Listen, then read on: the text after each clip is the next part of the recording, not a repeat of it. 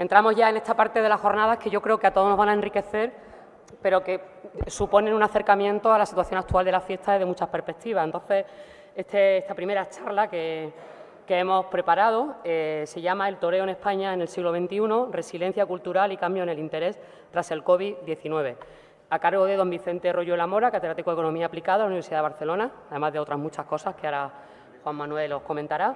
Y modera esta mesa Juan Manuel Pérez Alarcón, coordinador general de la Secretaría General de Interior de la Consejería de Presidencia. Muchas gracias, Ana. Buenas tardes a todos. Ya me ha presentado Ana, por lo tanto, ya no hace falta que... Simplemente quisiera un pequeño exposición. Primeramente, agradecer a la delegación de Gobierno, a su secretario general y a todo el cuerpo de funcionarios que han puesto a disposición este salón de actos y todos los medios y recursos para que estas jornadas se celebrasen con total normalidad.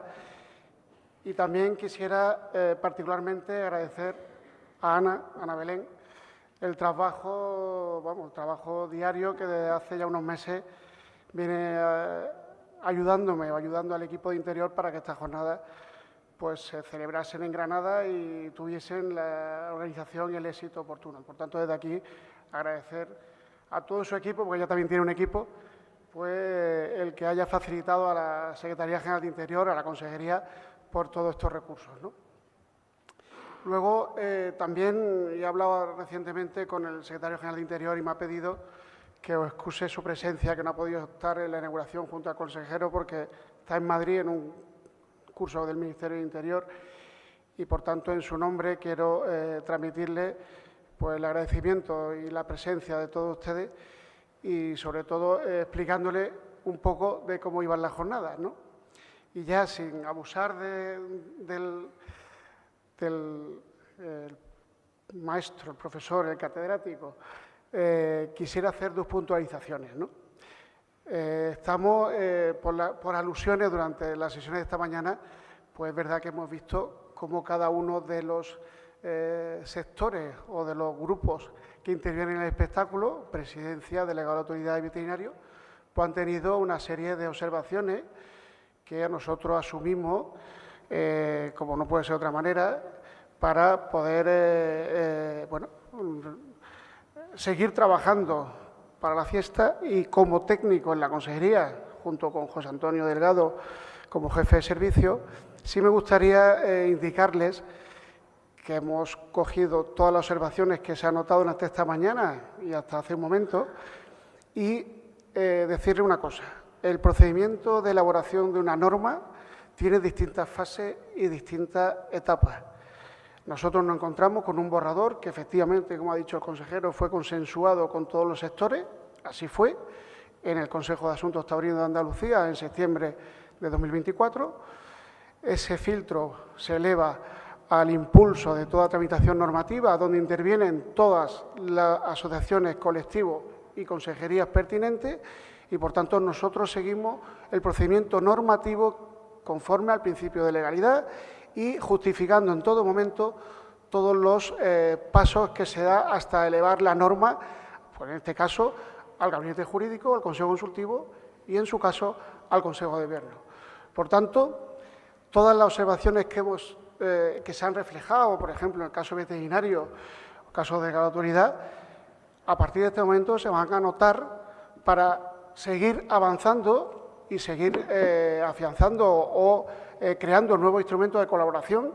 La norma se va a aprobar con lo que establece su parte expositiva, su parte legal, y la norma tendrá un desarrollo reglamentario para adaptar esas lagunas que se han visto esta mañana, poder adaptarlas en un breve espacio de tiempo. Por lo tanto, tanto la Consejería de Presidencia como lo afectado en la Consejería de Agricultura o otras consejerías que tengan a bien pues, ver qué términos pueden ser aclarados, se van a aclarar. Por tanto, lo que quiero es tranquilizar al auditorio, a los compañeros, para que vean que nosotros el trabajo técnico se ha realizado con todos los procedimientos que establece nuestra normativa de elaboración de disposiciones de carácter general y, por tanto, cuando llegue el momento, que será dentro de pocas semanas, pues estableceremos otro grupo de trabajo para verificar, para comprobar todas las observaciones que se han realizado durante esta mañana. Por tanto, eso es lo que quería decir antes de pasar a presentar a nuestro ponente. ¿Vale? Cuando dijimos de elaborar, junto con Ana y con José Antonio, cómo íbamos a poner el seminario, pensábamos, claro, obviamente, que el principal motivo estrella era la aprobación del reglamento taurino. Hablar de esas consideraciones como se ha dicho esta mañana. Pero también había ciertos aspectos del espectáculo, se me oye, ¿no? Ciertos aspectos del espectáculo que por parte de la Administración no tenemos muchos datos. Es decir, tenemos datos administrativos, tenemos un reglamento, tenemos una ley de potestad administrativa, pero quizás nos falta otra cosa que es importante, saber qué mueve la industria taurina en España, en Andalucía o, por ejemplo, en Granada, ¿no?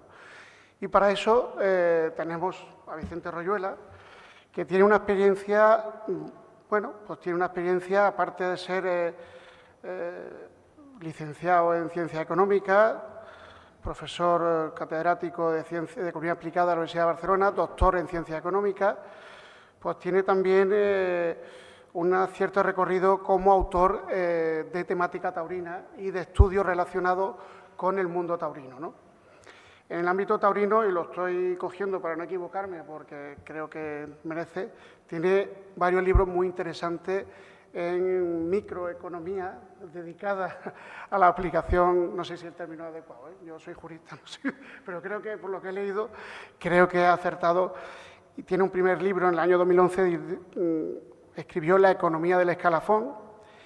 Luego tiene varios estudios sobre el impacto económico en la Feria de Olivenza del año 2019. Tiene otro estudio también muy interesante, que es el estudio de factores económicos y sociales que impactan en la celebración de espectáculos taurinos en España, ¿no? Desde el año 2021.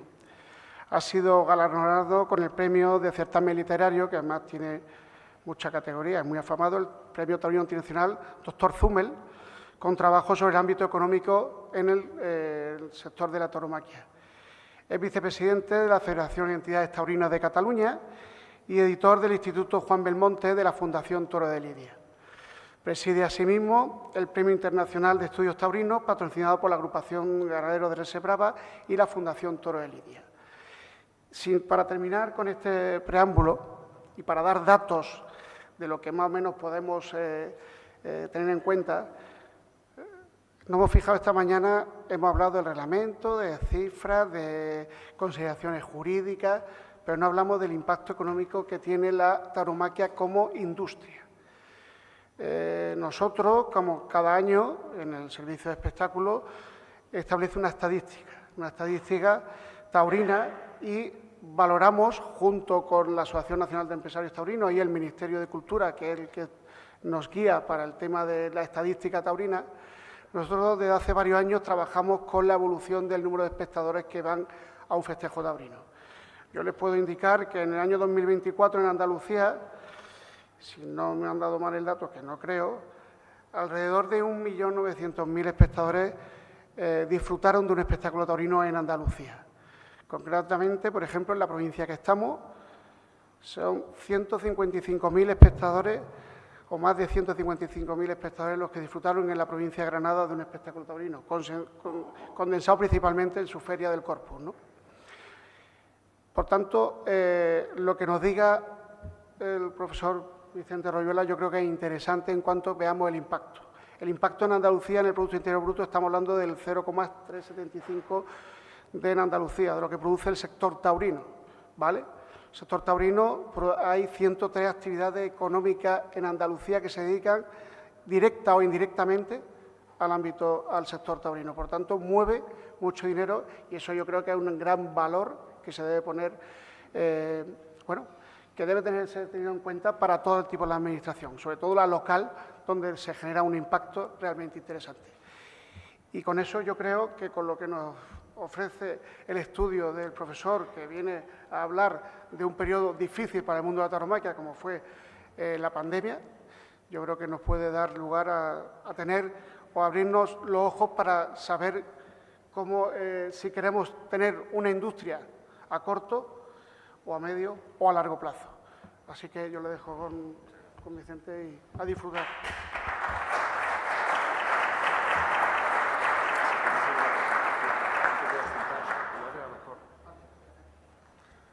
Bueno, quiero agradecer primero de todo a la organización, a la Junta, al Ayuntamiento de Granada, así como en particular a Ana, que ha sido tan generosa y amable de contar conmigo, y por supuesto a todos ustedes por su presencia y por su atención. ¿Vale? Igual que ha dicho Juanma que él no sabe de números, a mí me pasa al revés. Yo de artículos solo sé lo que me sale en el ticket del Mercadona, pone artículos, 28 artículos. Digo, bueno, y luego lo que me sale del importe, pero no tengo ni idea del articulado. He aprendido mucho esta mañana, la verdad, y bueno, espero añadir algo complementario, ¿vale?, a todo lo que se ha dicho esta mañana. No voy a presentar estrictamente un estudio de impacto taurino, básicamente porque no lo he hecho. Voy a poner aquí por cierto, me habían asignado 1 hora y media, o sea que tengo aquí preparadas como un cerro de diapositivas, pero bueno, voy a intentar acortarlo para no agobiar al personal. Entonces, lo que quería decir es que no voy a presentar estrictamente un estudio de impacto económico, algo que sí que hice para Olivenza, y yo creo que fue pionero en la medida en la cual por primera vez realmente se elaboró un estudio con encuestas a locales y encuestas a foráneos de lo que era la visita a Olivenza. Olivenza es una localidad que duplica su población durante 3 días, los días de la feria. Entonces, elaborar una serie de patrones de gasto de lo que son los visitantes a la feria, los que asisten a la feria, asistan a los festejos o no, y sobre todo identificando que su principal motivo son las corridas de toros o los festejos taurinos, ¿vale?, porque aquí podría hacerse también un estudio sobre festejos populares. Yo creo que fue bastante novedoso. Además, actualizamos la tabla Input-Output de Extremadura, ¿vale?, y yo creo que fue un estudio bastante interesante. Está publicado en una revista científica internacional, y además añadimos, además de lo que fue el estudio de impacto económico, añadimos una encuesta de satisfacción a los residentes, en los cuales incluíamos cómo percibían para la localidad los aspectos positivos y negativos de alojar una feria taurina. Porque si no te gustan los toros y tienes un montón de gente que no puedes aparcar, no puedes irte a tomar la cerveza al bar, etcétera, etcétera, bueno, hay también aspectos que no a todo el mundo le pueden agradar, ¿vale? Entonces los pusimos todos encima de la mesa. Yo creo que salieron resultados muy interesantes, ya se lo avanzo, el resultado fue muy positivo. Yo creo que en Olivenza en particular estaba muy bien vista la feria, pero eso fue un trabajo que elaboramos como digo, para la Diputación de Badajoz, y fue una experiencia muy interesante que no he vuelto a repetir, pero bueno, encantado de volver a trabajar en este tipo de temas. Lo que voy a presentar hoy van a ser 3 cuestiones. ¿Vale? Todas relacionadas con entender la tauromaquia como un patrimonio cultural inmaterial. Yo soy un académico, yo trabajo en la universidad y me dedico a hacer estudios que, bueno, pues intento publicar en revistas científicas, revistas académicas, y eso es lo que más o menos a nosotros nos evalúan. Y lo que he intentado hacer ha sido mover toda la aproximación a la tauromaquia desde un punto de vista, si se quiere decir, antropológico, ¿vale?, además de económico, considerándola como lo que establece nuestra ley 18/2013, por cierto, iniciada la ILP desde Cataluña, ¿vale?, que regula y que expresamente la tauromaquia como patrimonio cultural, y así está de acuerdo con los criterios del Plan Nacional de Salvaguardia. Pero, bueno, aunque sea un patrimonio nacional, cultural y sea muy importante, esta es la evolución desde 2007. 2007, acordémonos, es cuando estalla la burbuja inmobiliaria, viene la gran recesión, una recesión económica en España que por profundidad y duración solo es equiparable en el tiempo a lo que supuso, evidentemente en mucha mayor dimensión, la guerra civil. Desde entonces no había habido una crisis económica de tal dimensión. Y esta fue la evolución de los festejos taurinos. Aquí estoy juntando datos de... voy a utilizar todo el rato datos del Ministerio de Cultura y datos del portal Mundo Toro. ¿Por qué utilizo los datos del portal Mundo Toro? Porque puedo recoger todos y cada uno de los festejos. Puedo recoger la lista y puedo trabajar con ellos mucho mejor que no directamente trabajando con los datos del Ministerio de Cultura. Igualmente, si miramos lo que es la asistencia a festejos taurinos, porcentaje de población que asista a festejos taurinos, estos datos son de la encuesta de hábitos y prácticas culturales que ofrece el Ministerio. Desde 2006 hasta 2018, que estos son los datos que realmente son fiables ahora mismo, porque la última encuesta es de 2021, luego voy a presentar algunos datos de 2021, pero 2021 fue la pandemia, ¿no? Por tanto no es equiparable. La caída es constante y es, por supuesto, coherente con la disminución de festejos. Andalucía, por cierto, lo que es la caída, yo creo que está en la primera fila, se pasa a una proporción de asistencia de un 13 a un 7,8% de la población que asiste, ¿vale? Desde 2006 hasta 2018. Uno podría pensar que esto se debió a la crisis económica. Y bueno, bien, desde 2006 hasta 2014 es razonable, pero se podía haber esperado un rebote a la par que se observó una recuperación de la economía y, sin embargo, no sucedió. Bueno, llega el COVID y, pues, evidentemente, pues hay una paralización absoluta de lo que es la actividad de espectáculos pues por el potencial contagio, y hay una pérdida cercana al 90% de festejos en 2020 con respecto a 2019, y 2021 también fue una temporada bastante complicada. Entonces, bueno, aquí pues el desierto de las plazas de toro. Y entonces, en esta presentación voy a plantear tres cuestiones, ¿vale? Lo primero es una encuesta que desarrollé a ganaderos de ganaderías de lidia. Segundo lugar, cómo se ha salido de la crisis. Y el tercero, qué efecto ha tenido la crisis en el público. El primero, esto lo hice entre junio y julio de 2021 y yo creo que algunas de las personas aquí ya han visto estos resultados y fueron una serie de cuestionarios que respondieron más de 100 ganaderos, lo cual no está mal porque los ganaderos, parece que no, pero les llegan bastantes cuestionarios de gente que quiere hacer estudios, etcétera, y muchos dicen, bueno, hay alguna asociación ganadera que decidió no participar, ¿vale? Pero bueno, finalmente tenemos un error muestral inferior al 10%, lo cual no está mal. Y a partir de aquí, ¿qué perfil de ganadería respondieron? Pues básicamente, sobre todo, ganaderías que lidian en novilladas, pero bueno, también teníamos una representación de ganaderías que lidian en corridas de toros y festejos populares, y con un perfil bastante razonable entre el tamaño de la explotación. Por tanto, pensamos que es una encuesta, bueno, razonablemente representativa. Y bueno, aquí hay un poquito de descripción de la muestra y también de dónde vienen, muchas de ellas, como se puede comprobar aquí, de Andalucía, de Castilla y León, algo en menor proporción de Madrid y algunas otras del resto de territorios. Les preguntábamos, ¿qué acciones de reacción tomaron en la pandemia? El 23% de los ganaderos afirmaron no haber hecho ningún cambio. Es decir, todos los demás, 3/4 partes, llevaron algún tipo de cambio. Un 16% afirmó haber hecho reducciones en todas las inversiones consideradas. Vacas de vientre, machos, la camada de más edad directamente el matadero. Y las ganaderías más grandes fueron más proclives a reducir el número de vientres, ¿vale? Las más pequeñas son las que dije, no, es que yo no puedo reducir más, ya me quedo como estoy. Muchos no manifestaron haber cometido ninguna acción de ahorro de costes en el manejo del ganado, mientras que las ganaderías más extensas sí que llevaron algún tipo de reducción de costes, ¿vale? Personal, fincas, etc. Algunas manifestaron haber hecho algún tipo de acción comercial, como organizar festejos privados, vender toros para lidiar a puerta cerrada, organizar incluso festejos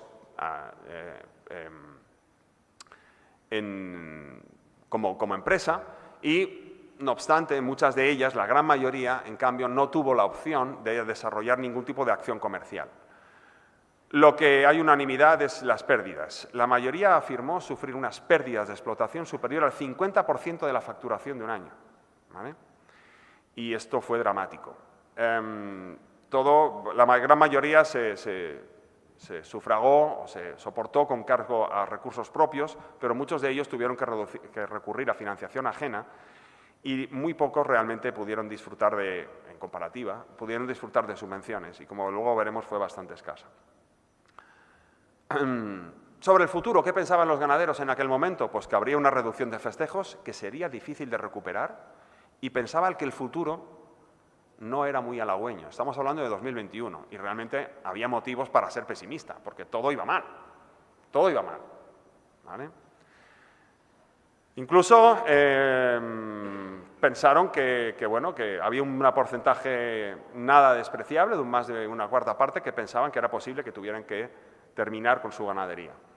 Después aquí ocurrió una serie de modelos logísticos en los cuales hacíamos valorar en conjunto, no solamente con un punto de vista descriptivo, y bueno, las más pesimistas eran las que estaban situadas en Extremadura y en Madrid y que habían tenido que acometer una reducción de costes más importantes, y las más pesimistas también, Matadero, son las que lidiaban en festejos populares. Por cierto, las escasas ayudas públicas, subvenciones, no supusieron ningún efecto diferencial, mostrándose en este sentido bastante ineficaces. Había un campo en la encuesta en la cual se preguntaba sobre, se dejaba un campo abierto sobre qué opinaban. Bueno, pues poco apoyo público, falta de estructura y abusos de algunos sectores, falta de solidaridad entre ganaderos, nivel de precios insuficientes, y que se asumían que los cambios sociales que afectan al país, pues que iban a tener un impacto en las ganaderías bastante desolador, ¿vale? En general los ganaderos eran muy pesimistas y, eso sí, cuando se refería a su ganadería eran un poquito menos. Decía, bueno, todo va a ir mal, todo va a ir fatal, pero yo aquí sigo, yo por si acaso aquí me quedo y vamos a ver. Y también destacar el nulo papel que ellos percibían en cuanto a las ayudas públicas que recibían y, bueno, en general pues se sentían un poquito decepcionados por la falta de unión entre colegas, etc. Termino estas conclusiones de la primera parte. He dicho que iba a hacer tres partes, esta es la primera. Y en la primera lo que quiero decir es que, afortunadamente, los ganaderos que resistieron, hoy en día lo que observan es un producto escaso, que se ha sumado el mosquito que ha picado a las vacas y que ha hecho que haya una reducción en la tasa de vacas que se quedan preñadas, lo cual realmente hoy hay un producto escaso, con animales que se han revalorizado mucho por la escasez, ¿vale? Y que los que se han quedado, pues, claro, que les quiten lo bailado, es decir, lo han pasado muy mal. Pero hoy, bueno, pues pueden más o menos funcionar. Aquí hay algún ganadero que otro, ¿vale? Y yo creo que ellos pueden hablar con mucha más conocimiento de causa, y yo creo que mañana hay una mesa y seguro que pueden comentar ese tipo de cuestiones. La segunda cuestión que voy a presentar es cómo se ha salido de la crisis del 2019 y qué factores están detrás de la recuperación. Entonces, además de esta caída brutal que hubo desde 2007 hasta 2019, se suma la caída de 2020 y, de manera sorprendente, en 2022 y 2023 terminamos con más festejos que en 2019. Es decir, a ver, debería uno pensarse que esta caída tan pronunciada podría haber seguido en años posteriores e incluso haber sido bastante más inferior a los niveles que teníamos en 2019.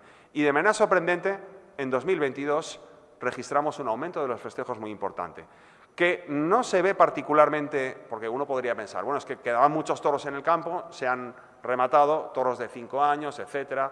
Bueno, pues en 2023 ha aguantado bastante bien. Y 2024 tampoco puede decirse que haya habido un desplome de la actividad. por el incremento de costes, por ejemplo. Entonces, para intentar entender esto, lo que he recurrido es al concepto que se conoce como resiliencia. Seguro que le suena el plan de recuperación y resiliencia, y la resiliencia es una palabra que hace 15 años nadie sabíamos que era resiliencia, en cambio hoy está en todos los sitios. Bueno, pues la resiliencia se utiliza, es una capacidad de los materiales para resistir un estrés físico, se utiliza este concepto en ingeniería, pero hoy en día se emplea también en términos de resiliencia ecológica, en ciencias ambientales, e incluso resiliencia en ciencias sociales, también se ha trasladado. Incluso resiliencia personal, cuando una persona tiene algún tipo de impacto personal que le ha sucedido, ¿cómo puede resurgir a este tipo de circunstancias? Yo me dedico a trabajar sobre todo en mi ámbito no taurino, ¿vale?, a temas de mercado laboral y temas sobre todo de economía del territorio. Entonces, lo que voy a hacer aquí va a ser un análisis territorial. Entonces, hay que pensar la resiliencia económica y territorial, ¿cómo se tiene que entender? Se tiene que entender que el territorio es un agente en sí mismo, y en ese agente tienes empresarios, instituciones, consumidores, etcétera. Y todos son un conjunto. Entonces, cuando pasa algo en un territorio, eso se puede responder de muchas maneras, y todos los actores interaccionan entre ellos. No me voy a enrollar sobre este tema, ¿vale? Pero bueno, en ámbitos de patrimonio cultural inmaterial, etcétera, hay algunos trabajos que han analizado el tema de la pandemia del COVID, y hay algún tipo de... Y esto lo he intentado juntar con la literatura previa que hay en el ámbito de la tauromaquia. En el ámbito de la tauromaquia hay bastante literatura académica fuera de España. Estos trabajos, por ejemplo, Chío, es sobre impacto económico de la tauromaquia en China. Este trabajo es impacto turístico de la tauromaquia en Turquía. Y este de aquí es impacto económico de la tauromaquia en Japón. Sí, en Japón, en Turquía y en China hay plazas de toros. Lo que pasa es que no hay toreros, ¿vale? No hay toreros, pero hay toros. Hay toros que, bueno, la gente va a ver la fiereza y la bravura de los toros, en los cuales un toro pelea contra otro toro. Esto es habitual no solo en estos países, sino incluso en bastantes otros. Y esta literatura es bastante más extensa de lo que yo pensaba cuando me puse a trabajar este tema. En España ha habido bastantes trabajos sobre el enfoque económico de la tauromaquia, sobre todo de la ganadería. Y, bueno, ¿qué es lo que yo planteo? Lo que voy a hacer va a ser buscar cuáles son los elementos que han impactado en que realmente haya habido un rebote en la celebración de festejos taurinos en España. Voy a considerar como medida de resiliencia ha sido la resistencia, es decir, hasta qué punto hemos rebotado, y voy a utilizar corridas en 2022 y 2023 con respecto a el volumen de festejos que había en 2019 y con respecto al promedio que había en el periodo 2015 a 2019. Como digo, voy a utilizar todos los datos para todo ese periodo, festejo a festejo que sale en Mundo Toro, y también voy a coger los datos del Ministerio de Cultura de la Estadística de Asuntos Taurinos, ¿vale? Cuando hablas con algunas personas del sector, se fían más a veces de los datos de Mundo Toro que de los datos de la Estadística de Asuntos Taurinos. Evidentemente yo no puedo fiarme ni de uno ni del otro, ¿vale? Pero por eso intento utilizar los dos. Y aquí se ven los datos azules claritos de Mundo Toro y azules oscuros del Ministerio de Cultura. A ver, este punto de aquí, supongo que se ve el ratón, ¿no? Vale, este punto de aquí es el 0, es decir, los puntos que están por encima del 0 son positivos, es decir, ha habido un crecimiento de festejos, y los que están por debajo del 0 es que ha bajado los festejos. Cada puntito es una provincia. Por lo tanto, hay muchos más puntos positivos, muchas más provincias que han aumentado el volumen de festejo, pero no obstante, también es cierto que hay bastantes provincias que han bajado el número de festejos. Aquí en el eje horizontal está el número de festejos que había en 2019. Está en términos logarítmicos para evitar que aquí salga Madrid, salga disparado en el gráfico, que si no sale fatal. Entonces lo pongo así un poco más agrupado y sale mejor. Entonces, ¿qué es lo que hago? Meterlo todo, como yo soy del Departamento de Estadística y Econometría, pues me lo pongo ahí en el ordenador, ¿no? Le doy un botón y entonces me empiezan a salir cosas. Entonces, ¿qué es lo que hago? La variable que quiero explicar es la resiliencia, esta que he dicho que es resiliencia, es decir, el aumento de festejos desde 2019 hasta 2022 o 2023, o bien desde el promedio de 2015-19 hasta el 2022-23. Utilizo niveles anteriores de corridas y luego una serie de controles económicos y turísticos, demográficos y territoriales y políticos. Económicos, tamaño de población, el nivel de desempleo, cambio en la tasa de empleo entre el año 19 y 21, así como un índice sintético de actividad turística. Demográficos y territoriales, y esto es importante, número de municipios en total. ¿Por qué lo pongo? Porque en cada pueblo hay una fiesta. Si en el mismo territorio tienes un pueblo o tienes 5 pueblos, pues eso impacta, porque en uno tienes una fiesta o en otro tienes 5 fiestas. Número de municipios. Luego, proporción de municipios pequeños, de menos de 1000 habitantes, que tienen una menor capacidad para poder celebrar festejos. Y por último, un indicador de estructura de edad, que es la proporción de personas de 65 años o más. Y controles políticos. Introduzco aquí un elemento que yo creo que se está convirtiendo en bastante importante, y es el patrón de voto en elecciones nacionales en 2019, considerando la posición de los partidos políticos respecto a la tauromaquia. En el trabajo desarrollo, evidentemente, de manera detallada cómo considero a cada uno de los partidos, pero introduzco al PACMA. Pero si el PACMA no tiene diputados, sí, lo sé, pero influye en la posición de los otros partidos. Y, por lo tanto, considero que es o puede ser un indicador importante. Bueno, lo que voy a presentar aquí es básicamente resultados muy globales. Los que tienen estrellita, por ejemplo aquí, estrellitas, los que tienen estrellita es que importa. Cuando no hay estrellitas, pues es que no importa. Entonces, ¿qué me sale? Me sale en general que, y en cada columna voy añadiendo cada vez más y más factores que puedan intentar confundir el objetivo de mi trabajo, que es analizar hasta qué punto el volumen de actividad en 2019 implica está relacionado con el aumento, con la resiliencia de los toros, de los festejos taurinos, y aquí en las dos tablas, o en las dos partes de la tabla, pongo la primera medida de resiliencia que decía o la segunda. Lo que sale es que donde había más actividad taurina es donde han aguantado mejor. Alguno dirá, bueno, pues eso es normal, ¿no? Bueno, no tenía por qué ser así. Bien podía haber sucedido que donde había mucha actividad taurina es donde más ha bajado, y sin embargo no sale así. Estos resultados, he ido haciendo pruebas y son robustos, es decir, se mantienen los resultados si cambio a la medida de resiliencia, de relativa frente a absoluta. Cambio la medida alternativa con respecto a, en lugar de utilizar como la importancia taurina de un sitio, utilizo el número de asociados a la Fundación del Toro de Lidia. Introduzco una serie de efectos regionales, excluyo a Madrid del análisis y todo acaba siendo bastante igual. Y por último estudio los mecanismos. Los mecanismos, lo que me sale es que la estructura de edad y la distribución territorial se asocian negativamente cuando interactúan con el volumen previo de nivel taurino, impactan negativamente en la resiliencia. ¿Eso qué quiere decir?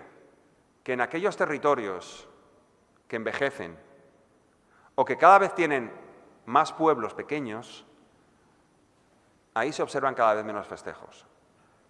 Y eso se puede trasladar a la concentración de la población que estamos observando en España, en grandes ciudades, etcétera, etcétera. Esto tiene un impacto fundamental en la celebración de festejos taurinos. Y yo no he hecho un análisis estricto dentro de Andalucía porque no tengo los datos a nivel de comarcas o a nivel de municipios. Pero yo creo que sería bastante interesante, y cuando se ha hablado aquí de que se dispone de información, yo creo que sería muy interesante poder disponer los datos a nivel municipal y ver cómo ha evolucionado, cuál ha sido el volumen de festejos en cada uno de los territorios de la región sobre todas estas cuestiones. A mí me parece que esto es muy difícil de contrarrestar y esto es algo con lo que simplemente hay que vivir. El último punto que quiero aquí indicar es la asociación positiva de la división política. Hay aquí un factor que sale con estrellita, número de votos al partido 1. El partido 1 lo identificaba con los partidos más proclives a la tauromaquia y esto tiene un impacto positivo y que de hecho le quita la estrellita al otro factor.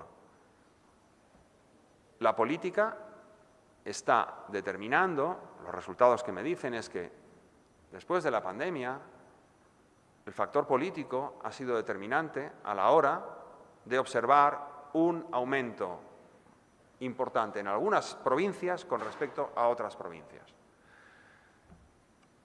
Hay gente que dice que la tauromaquia se está echando en los brazos de determinados partidos políticos, etcétera, etcétera, pero vista la tendencia que lleva el sector, me parece que ha sido como agarrarse a un clavo ardiendo. Eso es mi opinión personal, ¿vale? Y tampoco creo que hubiese demasiados remilgos para hacerlo, porque realmente ha sido una tabla de salvación. Y así lo he encontrado.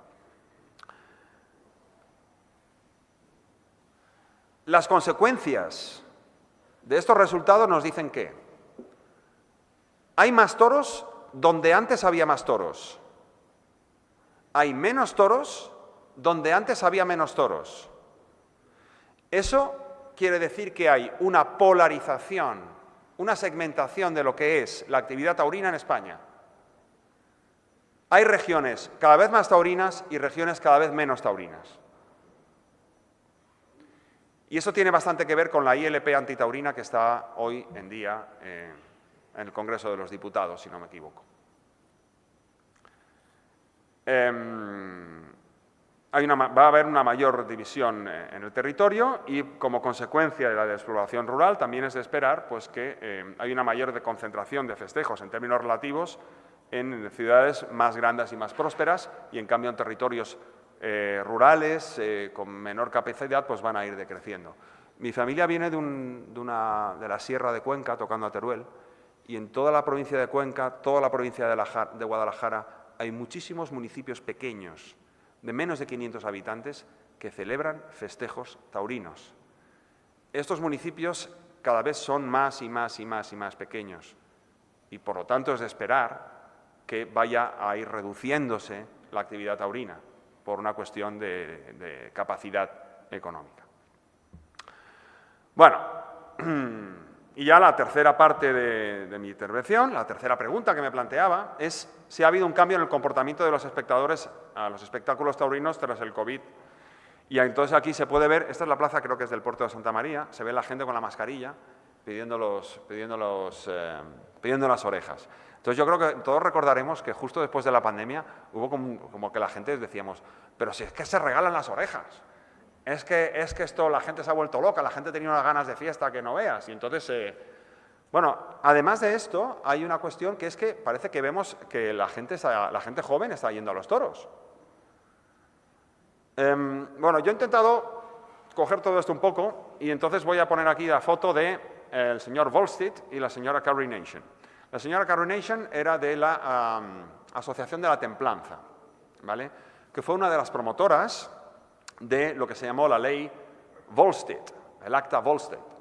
El Acta Volstead fue el acta que en 2020 prohibió el alcohol en Estados Unidos. ¿Vale? Entonces aquí vemos a los señores tirando el whisky, con gran pena por la cara de algunos, otros más contentos, pero bueno, hay distintas cosas. Entonces, ¿cuáles fueron los efectos de la ley seca? Entonces, ¿por qué hubo la ley seca? ¿Vale? Entonces, la ley seca era porque pues la gente llegaba borracha a casa y le pegaba a su mujer directamente. Así de claro. Así de claro, ese fue el argumento, uno de los argumentos clave que sale en la prensa del tiempo, eran los disturbios, las violencias, etcétera, etcétera, que había en aquel momento. Pero ¿qué había? ¿Qué tipo de cerveza había antes de la ley seca? Entonces voy aquí a los gustos de los consumidores, ¿vale? Voy a utilizar el ejemplo de la cerveza. Entonces había cervezas robustas y había muchos estilos importados y había una gran diversidad porque había un montón de inmigrantes, checos, irlandeses, alemanes, etc. Entonces bebían cervezas muy diversas porque cada uno se traía la cerveza de su pueblo. Entonces están ahí un montón de cerveza. Vale. ¿Qué pasa durante la ley seca? Se inventan una cerveza que hoy hay mucha gente que ve, mi suegro bebe cerveza sin alcohol. Pues yo la pruebo y digo, pues no es cerveza, ¿no?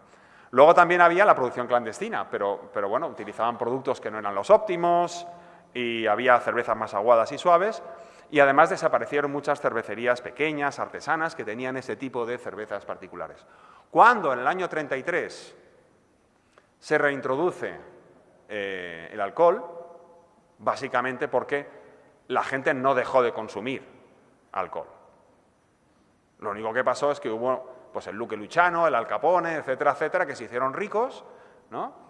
Y entonces, pero un montón de crimen, etcétera, dijeron, esto hay que acabarlo. Lo hacemos legal otra vez y volvemos a como estábamos antes. Resultado, al volver a la legalidad, las grandes cervecerías, Anheuser-Busch, Pabst, el Anheuser-Busch, pues es la Budweiser.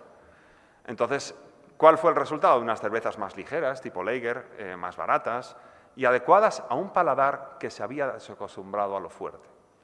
Entonces, yo creo que aquí hay una parte muy interesante de cuál fue el efecto de estar 2 años sin toros, sin poder ir a la plaza, etcétera, etcétera, y yo quería utilizar este símil de lo que son las cervezas. Sobre todo lo uso porque hoy en día uno cuando se va al supermercado ya tenemos 80 tipos de cervezas. Yo cuando era pequeño había 2 o 3, ahora tenemos 80 tipos de cervezas, que si la IPA, que si la tostada, que si no sé qué. Bueno, pues yo creo que en los toros también hubo algún tipo de efecto de rebote, ¿vale? Durante este tiempo, que me da la sensación que se ha moderado hasta cierto punto. Es decir, ya volvemos a cierta racionalidad en la cual podemos verlo en las plazas de toros. Y también ha habido un rebote en el interés por los toros. Y aquí voy a referirme a la encuesta de hábitos y prácticas culturales del Ministerio, que recoge cada 3-4 años datos de 15.000 personas en toda España. No está mal.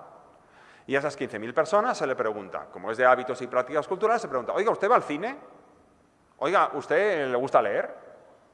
¿Toca algún instrumento musical? ¿Le gustan los toros? ¿Va a los toros?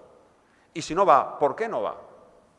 ¿Vale? Todo esto ya lo hice en otro estudio, está publicado y está en la web, se puede descargar y se puede leer tranquilamente. Y una de las cosas que uno se encontraba es que, por cierto, esta pregunta solamente se empieza a preguntar en 2014. Antes no se preguntaba el interés por los toros. El interés por los toros iba paralelo a lo que era la asistencia a los festejos, es decir, bajando, bajando, bajando. Pero, de repente, en 2021, coño, ¿qué ha subido? Ya, pero muy poco. Sí, pero ya no baja más. Esto es la distribución en las barras, cada colorín es un año, 2014, 18 y 21. De largo, la proporción de gente que dice que o sea, el valor mayoritario es el 0. Es decir, ¿te gustan los toros? No, un 0. De 0 a 10, ¿cuánto te gustan? Un 0. Es el mayor valor, es el valor mayoritario. Bueno, pues, aunque parecía que había subido, de 2014 a 2018, ahora ha bajado. Y no hay que despreciar el hecho de que en 2021, más de 10 millones de personas en España indicaron que tenían un interés por los toros de 5 o más. ¿Vale? Y que seamos enfermos de esos que decimos un 10, pues tampoco somos tan pocos, ¿vale? Hay unos cuantos. ¿Vale? 10 millones de personas en España que les interesan los toros son muchas. Son muchas. Y yo creo que eso es un dato que tenemos que poner encima de la mesa. Que el interés promedio sea del 2,5 es porque hay mucha gente que no le interesa, pero también hay que considerar que hay muchas regiones que entran dentro de este 0, como puede ser Cataluña, Canarias o regiones menos taurinas. Aquí, de hecho, está el porcentaje de personas con un interés 5 o más, Extremadura, un 41%, Castilla-La Mancha, Castilla-León, Es interesante ver cómo Andalucía no está dentro de las primeras, pero bueno, tiene un porcentaje nada despreciable del 37%. El esquema inverso exactamente es el que tiene un interés de 0. Pues en Cataluña les interesa un 0, un 70% de la gente. Hombre, tampoco está mal decir que Cataluña les interesa un 0. Un 70% de la gente quiere decir que al 30% les interesa por lo menos un 1. Es que los datos se pueden leer de muchas maneras. Y aquí lo que he puesto, algo que me sorprendió muchísimo, porque es un poco contradictorio al gráfico que he presentado antes. En el eje horizontal está el interés promedio en 2014 y en el eje vertical el interés promedio en 2021. Por lo tanto, pongamos aquí Ceuta y Melilla. En Ceuta y Melilla, que en la encuesta te lo dan junto, el interés promedio en 2014 era de 2 y en 2021 era de 2. Vale. En Cantabria, en 2014, el interés promedio, digamos que era, yo qué sé, un 1,6, pero es que en 2021 es un 3 y algo. O sea, los datos, los puntitos que están por encima de la bisectriz, es que han aumentado su interés. Y en cambio, sorprendentemente, los puntitos que están por debajo de la bisectriz es que han disminuido un poquito. Si os fijáis, parece que hay una convergencia. Es decir, los que menos interés tenían son los que han subido más. Y los que más interés tenían son los que, en cambio, tienen un interés por debajo del que tenían previamente. Lo cual contrasta, y eso es lo que me choca, con los datos de resiliencia que he observado antes. Aquí este es el interés mayor o igual a 5 y este es el mayor igual a 0, que es redundante con lo anterior. ¿Y por qué me fijo tanto en el interés a las corridas de toros? Porque también tenemos en la encuesta, aquí los datos están, he utilizado el factor de elevación, por tanto los datos están, como si dijéramos, en volumen de gente. Cantidad de gente. Estos datos, para que sean representativos de la gente que va a los toros, son de 2018, porque en 2021 no creo que tuvieran sentido.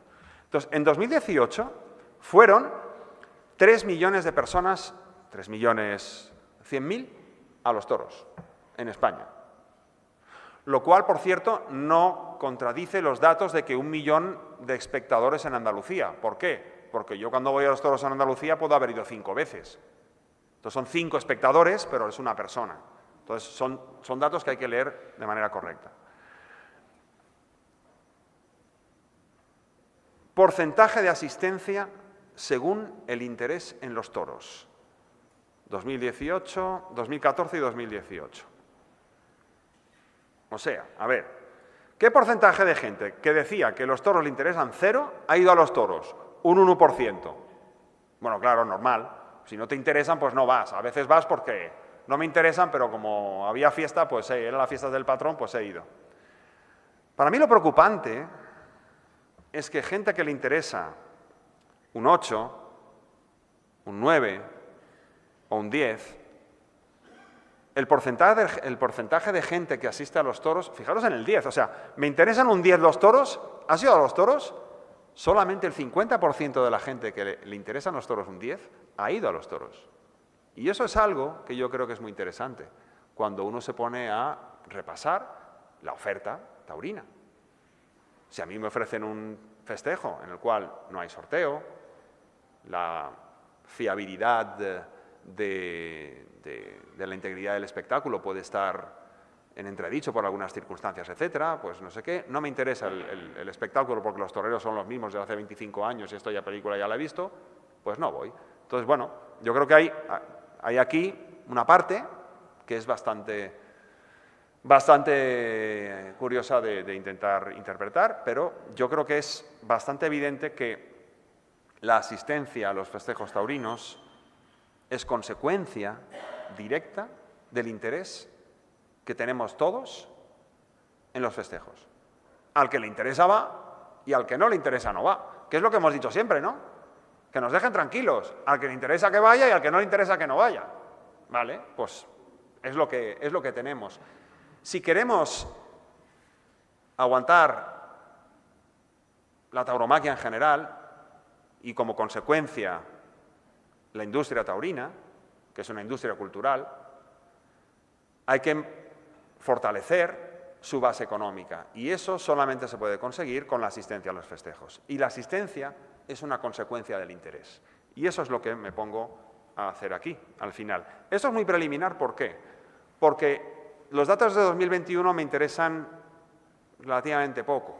Yo creo que el dato realmente interesante va a ser el de 2024. Me dirigí al Ministerio de Cultura porque publicaron hace poco un avance de los resultados de la última ola, de la ola que están recogiendo ahora.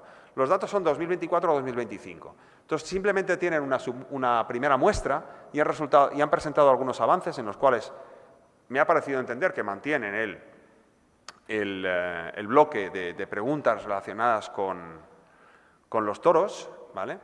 Pero no han publicado nada de toros y me parece normal y, sobre todo, les he pedido los microdatos. Yo no quiero trabajar con la tabla, yo quiero trabajar con el dato de cada persona, ¿vale? Entonces, con esos datos de todas las personas, sumaríamos 14, 18, 21 y 24, serían aproximadamente 60.000 individuos y yo creo que se puede trabajar.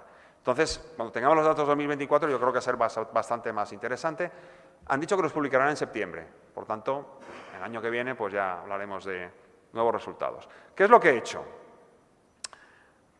Vaya, no me sale. Había puesto aquí una ecuación, veo que no sale, pero bueno, es igual. Lo que he hecho ha sido coger el interés en los toros y considerar una serie de factores. Y lo que voy a ir presentando ahora van a ser gráficos con unas líneas. Esas líneas, si son más altas, quiere decir que, más a la derecha, quiere decir que el interés es mayor en ese entorno. Si están más a la izquierda, es que el interés es menor.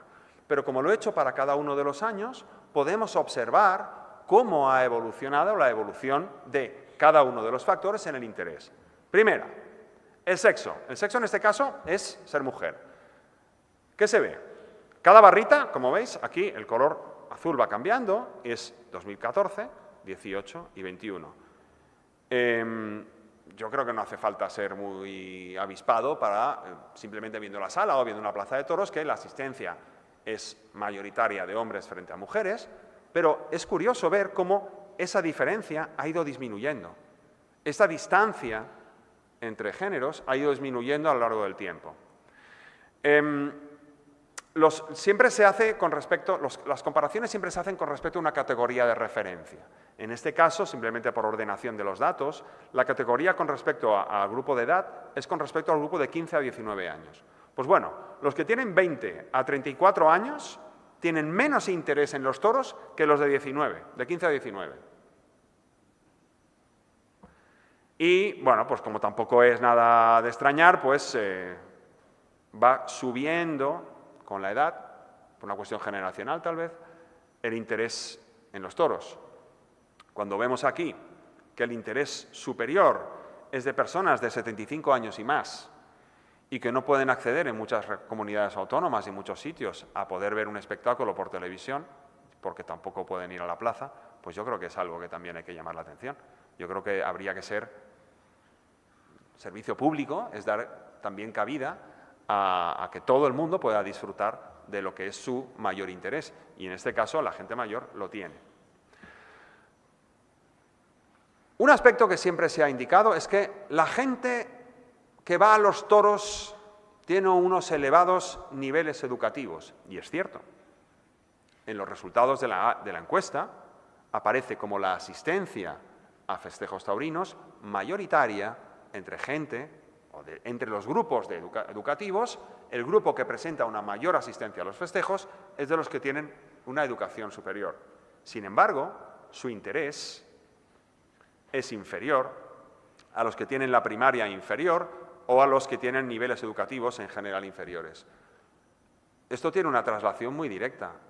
En la encuesta no hay datos de ingresos y la mejor aproximación de los ingresos es el nivel educativo.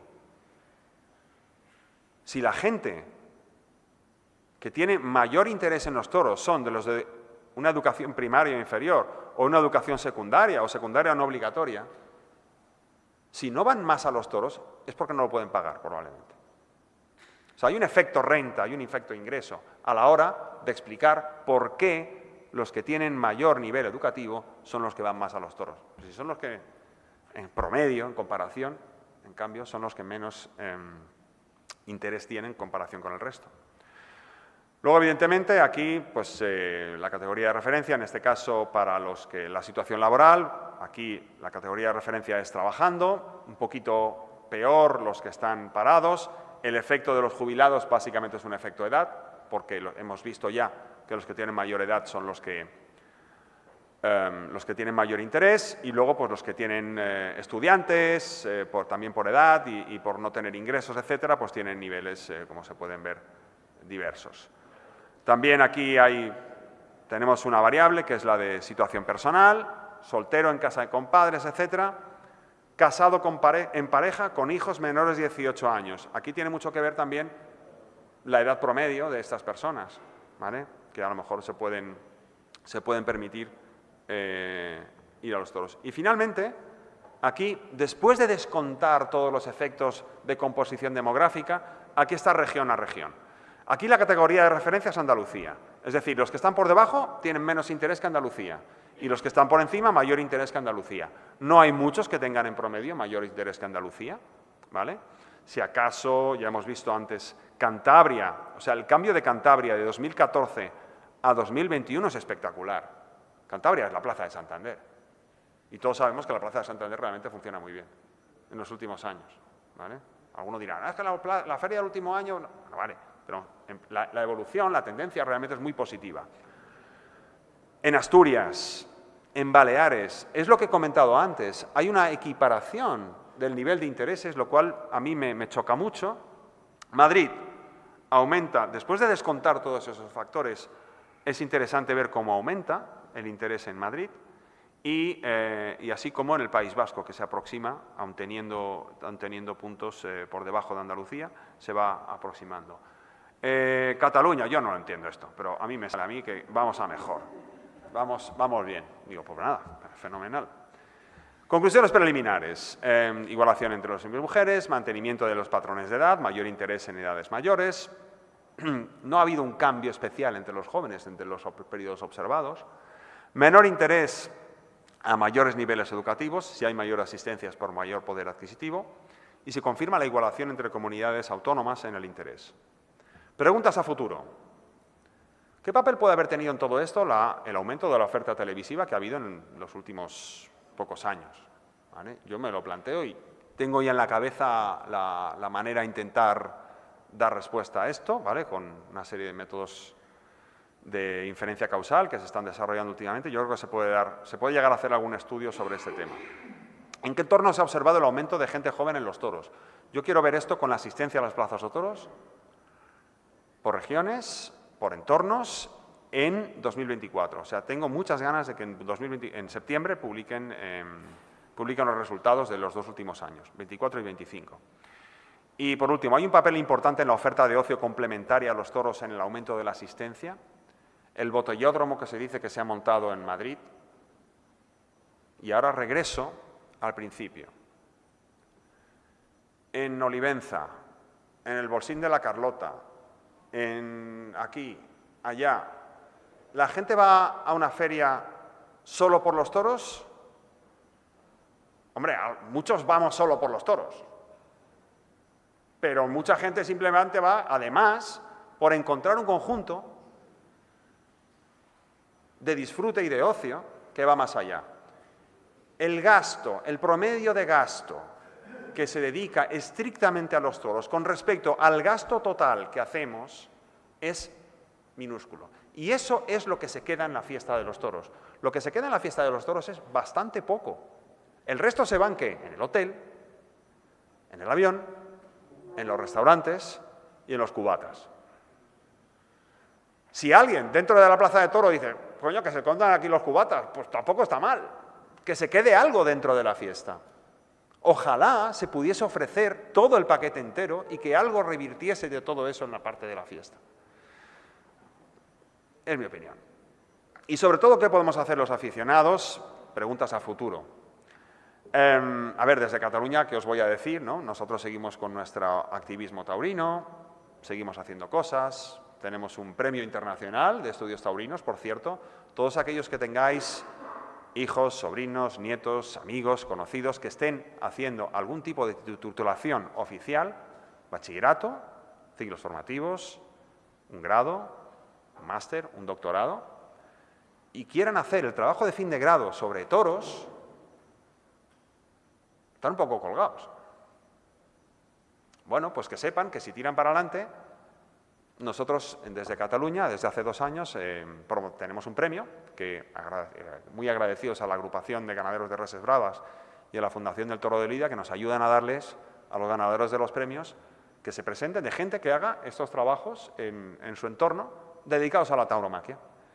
Entonces, este año, por ejemplo, hemos tenido uno que ha ganado el premio, un trabajo de una tesis doctoral, una de las partes de la tesis doctoral, sobre el efecto de los tauródromos en los toros sobre las caídas de las reses, ¿vale? Y la duración de la lidia, y además analizan la capacidad aeróbica de la sangre, etc. Y luego otro con un análisis complementario a las termografías de los pitones, que es coger el pitón, llevárselo a un centro de partículas, de estos de tal, lo bombardean con no sé cuántas historias. Yo, evidentemente, no soy físico. Es un trabajo de una persona que ha hecho el trabajo de fin de máster de física, lo ha hecho sobre tauromaquia. Entonces dices, ¿pero cómo puede ser? Bueno, pues ha cogido y lo ha aplicado a lo suyo, que es decir, bueno, pues los protones, no sé qué, y se ha llevado el pitón, un pitón de rejones y un pitón de una corrida normal, y los ha llevado allí. Entonces, lo ha bombardeado con partículas, ¿y qué pasa? El de rejones, cuando se pone a hacer el contraste para analizar cómo le había funcionado o cómo había tenido una reacción con algún elemento metálico, le salían los marcadores por las nubes. Mientras que el otro, que estaba sin tocar, pues no le salía nada. Bueno, pues otra herramienta más. Pero claro, esto es muy complicado porque habría que llevárselo a los toros, a un centro estos de física, de protones y tal. Pero bueno.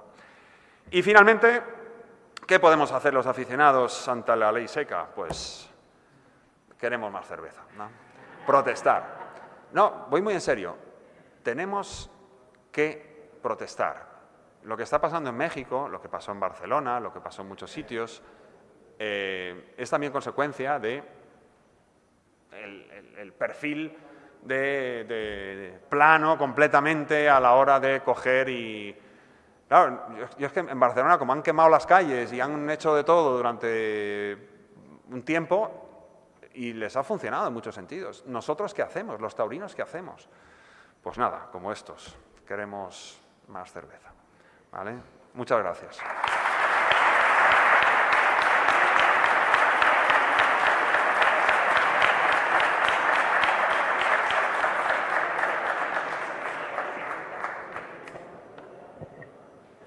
Pues muchas gracias, Vicente. La verdad que tiene mucho mérito que un catalán, pues aparte de desarrollar su actividad académica, tenga ahora mismo un espacio taurino y sobre todo que reparta premios para proyectos taurinos en Cataluña. Yo por aquí le daba otro aplauso más, porque eso tiene mucho mérito. El premio ya está abierto, empezamos solamente para Cataluña, pero lo puede presentar ahora ya cualquier persona de cualquier parte del mundo, evidentemente también desde aquí. O sea que... Bueno, pues si hay alguien que quiere hacer una pregunta, suya es la palabra. Buenas tardes. Yo quisiera ante todo darle la enhorabuena al profesor porque me ha encantado la charla que ha dado. Lo que sí me gustaría preguntarle es que, concretamente, cuando ha salido Cantabria y ha destacado mucho sobre el resto, ¿no cree que debe de ser porque la Plaza de Toros de Santander actualmente ha cogido un auge tremendo y hay mucho turismo taurino esos días en Santander? Que no solo sea del propio santanderino o de las personas de alrededor de Cantabria, sino muchos de los que vamos hacia Santander a ver toros. Y se ha puesto de moda, precisamente, la Feria de Santander. ¿Puede ser ese uno de los motivos que aparezca Cantabria? Los datos se refieren única y exclusivamente a gente que vive en Cantabria. Es decir, en ese dato no aparece nadie que sea de otros sitios. De hecho, en los datos de Cataluña, claro, yo soy catalán, yo no puedo ir a los toros en Cataluña, pero voy a los toros en otros sitios. Entonces, de hecho, ayer me enteré de que tuvo una cornada Mario Vilau, nuestro torero del Hospitalet del Llobregat, ¿vale?, en Aguascalientes. Pero es que hay otro que se llama Hugo Casado, luego hay otra chica, luego hay otro. Y hay una escuela taurina de Cataluña y el director de la escuela ha dicho, oye, que es que vamos a morir de éxito, yo no tengo sitio para todos. Los aficionados nos movemos y España al final es un conjunto, ¿vale? Entonces, mi percepción es que cuando la cosa funciona en Santander, cuando tú tienes algo que está bien visto, la gente se identifica con ello. Hay una parte de la identificación, en sociología se habla de la identidad social, la identidad cultural. Y yo he intentado pensar algunas veces en el concepto de identidad taurina. Y la identidad se conforma con muchas cosas, en particular con las vivencias, pero hay una parte evaluativa. Uno evalúa y, sobre todo, percibe cómo le evalúa el resto de gente. Si yo estoy en un entorno completamente hostil, aunque me gusten mucho los toros, tengo que ser muy tenaz y muy seguro de mí mismo para poder realmente reafirmar mi afición. En cambio, efectivamente, cuando viene mucha gente de fuera, hay un espectáculo que realmente interesa, hay una evaluación conjunta y agregada de que el espectáculo está bien, yo creo que automáticamente eso tiene una traslación en el local. Y los locales han ido absorbiendo ese aumento de lo que es el éxito de la feria, que efectivamente se nutre también de mucha gente de otros sitios. Bueno, nosotros nos conocemos, te felicito como siempre por la percepción que tienes, porque además llevar a la tarea de mostrar con números las percepciones que tenemos. Bueno, yo hablo de percepciones y te pregunto, como conocedora además también del tema de los festejos populares, sobre esa dualidad. Y has dicho efectivamente que cuando la gente va a los toros, ese resurgir, por así decirlo, es porque hay que contar la gente que va a los toros y la que va a más cosas que a los toros, ¿no? O sea, ¿qué es lo que está resurgiendo? Más que el espectáculo, digamos así, el simple espectáculo por muy grande que sea, o la fiesta de los toros, que es el hecho de unirnos todos y de ir a los toros. No está saliendo más las ganas de ir a los toros que la mejora. Y en ese papel, en ese aspecto, que es mi pregunta, a lo mejor no sería interesante valorar cuál es el papel que ha tenido la afición a los toros en cada territorio, ese grupo de aficionados, y yo creo que aficionado y ayuntamiento es en ese resurgimiento, es decir, si se ha estudiado la influencia que puede tener en el resurgir de la fiesta el asociacionismo taurino, por así decirlo. Muchas gracias, Lope. Lope, como sabéis, es presidente de la Plaza de Toros de Jaén y mi mujer, su familia es de Jaén. Entonces yo paso la Navidad y el verano en Jaén, ¿vale? En Navidad ya no cojo aceituna, pero antes sí cogía, y en verano en los encierros. Entonces, en los encierros, en el pueblo de mi mujer, en Génave, pueblo ya muy cerquita de la provincia de Albacete, cerca del Arroyo y de Beas, etcétera, sobre todo lo que hay son festejos populares. Entonces, en los festejos populares, yo he visto en Génave, en el Burladero, a un concejal de Vox, de una capital de provincia, codo con codo, con un delegado provincial de UGT. Están los toros.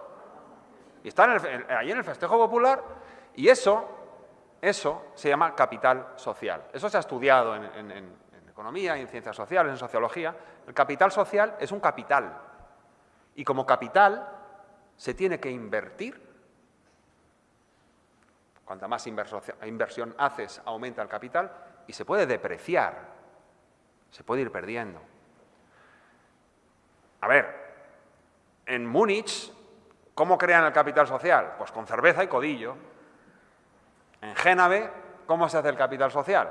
Con encierros. Cada sitio del mundo, el capital social se hace o se genera de una manera diversa. En España, en muchos territorios de España, hay un fuertísimo arraigo de los festejos taurinos, que son la parte, el meollo de la fiesta. Y hay mucha gente que luego no va, pero si no hay toros, no hay fiesta. Bueno, entonces ese concepto de desarrollar la idea de capital social, pues me parece absolutamente evidente. no hay que rascar mucho. Y es muy importante en los festejos populares. Aprovecho el tema de los festejos populares para referirme a una pregunta que he planteado antes sobre la tele. ¿Qué percepción tienen ustedes sobre los festejos populares? ¿Van para arriba o para abajo? Para arriba. ¿Cuántos se dan por la tele? Pues... Entonces, ¿qué es lo que pasa? ¿Qué es lo que pasa? No, lo digo sobre todo porque hay una cuestión fundamental y es que hay una cercanía del espectador al espectáculo que en cambio en el festejo mayor, pues a lo mejor no se tiene del mismo modo. Entonces, yo creo que ahí hay un aspecto muy interesante a tratar y lo que es la preocupación de si hay tele o no hay tele, etcétera, bueno, yo es que lo que veo que el festejo popular, que es el que aumenta, es el que no tiene tele. Yo iba a poner un dato en Andalucía, y tenemos aquí a José Antonio, que es el jefe de servicio, y a los jefes de servicios provinciales, sobre todo en Jaén, Cádiz, que son las provincias. Los festejos populares en Jaén son el récord de Andalucía en cuanto a número de festejos. Estamos hablando de que este año han sido 660 espectáculos, 669. Un porcentaje, un 30-40% se ha desarrollado en festejos populares. Eso quiere decir que hay oferta y demanda de ese espectáculo. Es otro indicador microeconómico, ¿no? Sí, sí, totalmente. La oferta y la demanda. Yo, como aficionado, sí me preguntaría muchas veces si el sector empresarial taurino se ha dado cuenta de los estudios de capital social que hay para valorar qué espectáculo es el más adecuado para llevarlo a un municipio, por ejemplo, en Andalucía. Eso deberían planteárselo a algunos empresarios, porque fomentan la participación de un espectáculo que a lo mejor no tiene interés, sí, quizás muy económico, pero no tiene ningún interés, para ver la plaza medio vacía y no se dan cuenta de que otro tipo de espectáculo, otro tipo de oferta, pues que a lo mejor puede ser más interesante. No, claro que sí. Pero sí bueno. Se dan cuenta, y el ejemplo que se dan cuenta es que Marc Gutiérrez, la persona que trabaja de manera profesional en la NOET, la Asociación de Empresarios de Plazas de Toros, ¿vale? Desarrollan una estadística fantástica que van recogiendo entre todas las comunidades autónomas, no solamente de festejos de plaza, sino también de festejos populares. Existe cada vez más interés en los festejos populares por parte de los empresarios. Ahí lo dejo. Vicente, primero, enhorabuena. Segundo, te quería hacer una pregunta concretamente si habéis incluido en vuestros estudios la percepción del espectador, del aficionado, sobre si la influencia que ha podido tener esta crisis que hemos pasado o de la que parece que estamos saliendo los ganaderos sobre la selección en la ganadería de lidia. Parece evidente que ha sido positivo. No, a mí no me consta que haya habido ningún... O sea, que en la encuesta no hay datos sobre este tipo de cuestiones. Pero yo creo que sería muy interesante que desde el punto de vista, desde el sector, y pongo aquí por delante a la Fundación del Toro de Lidia, que es la que realmente puede coger y plantear un tipo de estudio más global, a un volumen importante de personas que pudiera permitir una percepción global de por dónde van los tiros.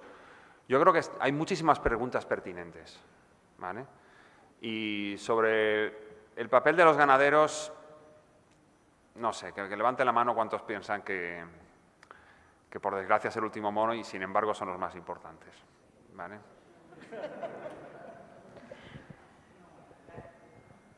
Vicente, buenas tardes, enhorabuena también.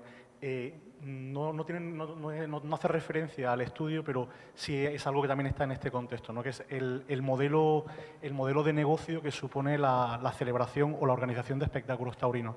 Hemos venido asistiendo, ¿no?, a un modelo, digamos, pasivo en el que el empresario organiza, el público compra la entrada y, digamos, que no participa o no forma parte de ese proceso de construcción y de capitalización social. Sin embargo, hay nuevos proyectos en Francia, pero también incluso en España, en el que el propio aficionado se está convirtiendo en organizador de un espectáculo hecho, digamos, a su gusto o a su interés. ¿Cómo valorarías ese tipo de modelo? ¿Crees que es sostenible en el tiempo o no?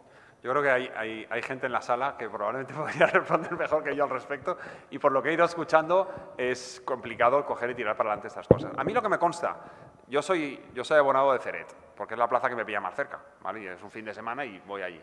Entonces, en Ceret, a mí me cuentan, hace poco han celebrado el 30 aniversario, si no me equivoco, de lo que es ADAC, que es la Asociación de Aficionados Ceretans. Entonces, a mí siempre me cuentan que es que la asociación, la ADAC, la que montaron, cuando un año llegó un empresario, se llevó la pasta y les dejó sin feria. ¿Vale? Entonces dijeron, vaya, hasta aquí. Y entonces cogieron y pues nos la montamos nosotros. Claro, la hacen en torno a las fiestas del pueblo. Las fiestas del pueblo, además, con unos encierros muy interesantes, que lo tiran por la calle principal, con unos caballos, que la gente van los mozos vestidos con las medias de rugby, ¿vale? Y van cogiendo las vacas y otros van con caballos. La verdad es que es una cosa espectacular. Pero está ligado a las fiestas del pueblo. Montar una serie de festejos que sean estrictamente ligados a una afición y a una manera de entender los festejos taurinos, que es lo que están haciendo ahora Tres Puyazos, por ejemplo. Yo, por lo que les he escuchado en entrevistas, en medios pues esto, taurinos, en podcasts, etcétera, dicen que se conforman con empatar. O sea, que realmente les cuesta, a Dios y ayuda, tirar para adelante.